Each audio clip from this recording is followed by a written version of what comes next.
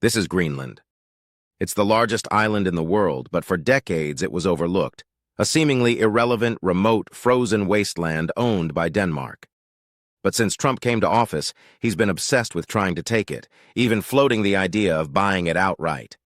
Up until now, those attempts haven't exactly worked out. This time, however, things are looking very different. A couple of years ago, the idea of forcibly seizing territory from a NATO ally would have been totally unthinkable. But with the U.S. invading Venezuela, detaining its president, and facing little more than diplomatic outrage in response, it's become abundantly clear that those old rules don't seem to apply anymore. And Trump is clearly punch-drunk on the idea of expanding America's reach. If he were to decide to take the island by force, it doesn't seem like anybody could stop him, something which looks more and more likely by the day. Trump himself claimed the U.S. needs Greenland, and even joked about plans to make Greenland great again. Yet the real reasons for his obsession with the island are far more abrupt. Greenland's location is unique, sitting almost halfway between North America and Europe and within touching distance of some of the most strategic waters in the world. But the thing is, the U.S. already has military bases here, and if they wanted more, they could probably just ask Denmark and be allowed. Trump's interest comes from something else. Beneath its icy surface lies an abundance of rare earth minerals and potentially some of the largest oil deposits in the world. With an estimated value of upwards of $4 trillion, around 20% of the entire past production of the United States, its geographic, military, and economic potential have transformed this icy island into one of the biggest geopolitical flashpoints of the last decade. But it's not just the U.S. who have noticed this. It's Russia and China, too. In the last few years, their presence in the Arctic has exploded. Both have invested billions in the region, from an Arctic Silk Road project to even bidding on vital infrastructure in Greenland itself. As this threat grows, the U.S. is getting increasingly desperate and increasingly unpredictable, which raises a deeper question. What is it about Greenland that made it so valuable? And why is the U.S. willing to risk so much to secure it? To understand this relationship, we first need to go back in time. Believe it or not, this isn't the first time the USA has tried to buy Greenland. Greenland is owned by Denmark, but in World War II they were invaded by Nazi Germany, and suddenly the island and the United States were at risk. Before this, there had been plans to buy Greenland and Iceland, but this is where the U.S. first entered the scene, being granted the right to protect the island against non-U.S. powers and even set up radio stations and military posts. When the war ended, the United States decided that they quite liked having a foothold in Greenland, and so they made an offer to Denmark, $100 million in gold, worth around $1.6 billion in today's money. But to the U.S.'s surprise, they were told no. Instead, they were allowed to keep a military presence and continue protecting the island from a new threat, the Soviet Union.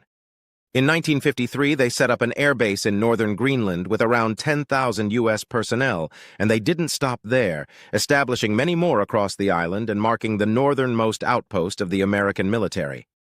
Because of the curvature of the Earth, these positions were sometimes just 3,000 miles from Moscow, and were crucial for defense and radar against the Soviet Union, as well as launching high-altitude reconnaissance missions.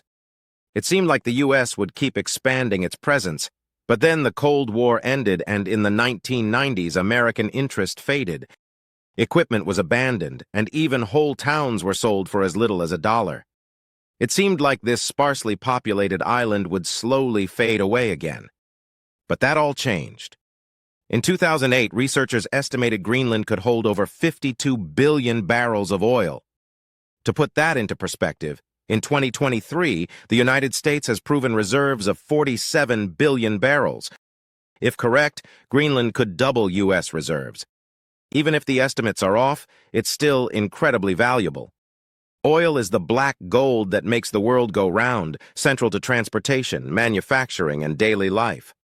Much of global oil production is dominated by a few key players who don't always align with U.S. interests.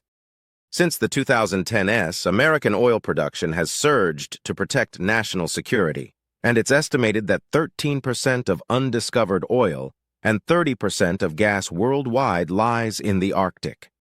As sea ice retreats and glaciers melt, these resources are becoming more accessible, making Greenland the perfect place to exploit them. But Greenland doesn't want to extract the oil.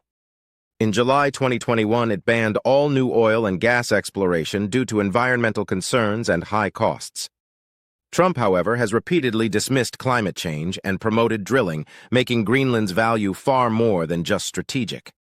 Ice levels in the Arctic are receding, reshaping geopolitics. Melting ice is opening new shipping lanes like the Northwest Passage, dramatically shortening global trade routes. Greenland sits at the heart of these paths, potentially cutting weeks off shipping times compared to the Suez or Panama canals. Control of these routes means control of global trade, with 80% of goods moving by sea. Ship traffic through the Arctic has already risen 30% in the last decade.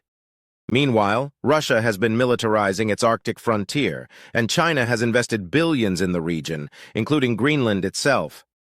The U.S. has responded by reopening its consulate in Nuuk in 2020 and committing $4 billion to upgrade Thule Air Base.